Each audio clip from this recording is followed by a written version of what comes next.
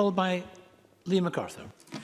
Thank you, Presiding Officer. Well, I think we're quite clear now about Mr Harvey's views and motivations. Can I just read out, I wasn't going to do this, I had remarks I wanted to make, but I'm just going to read out the tweet from about last week's International Women's Day debate.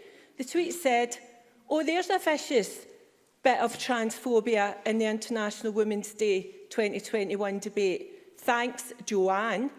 The reply from Mr Harvey said, "I'm sorry to say we can expect more of that when it comes to stage 3 of the hate crime bill."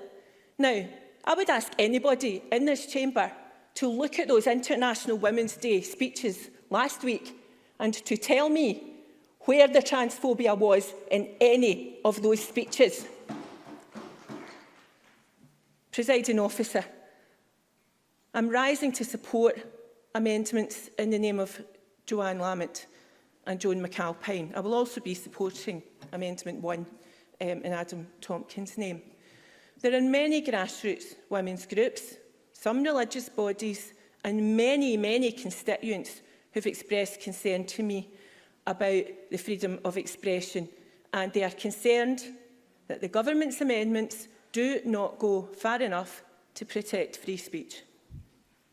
Women are particularly concerned by the amendments by the government will not be enough to prevent the chilling effect on women's ability to discuss and debate their rights.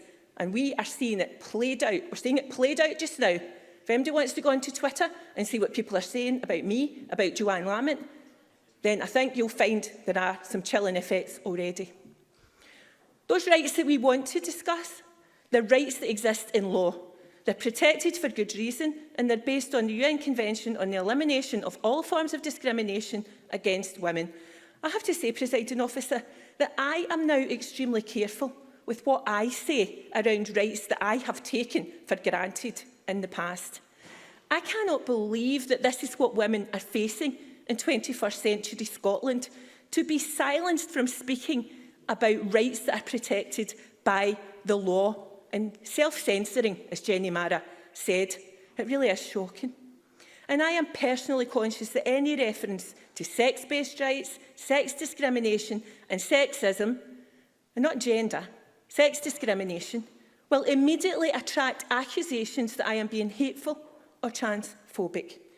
My carefully drafted factual speech, much of it based on my own lived experience as a woman for the International Women's Day debate last week, was attacked in that way. And as I've said, we see attacks right now all over Twitter. Therefore, I will be supporting amendments in this section by Joanne Lamont and Joan McAlpine to give clarity to those, like the police, who have to interpret this legislation later. Thank you. Thank you very much.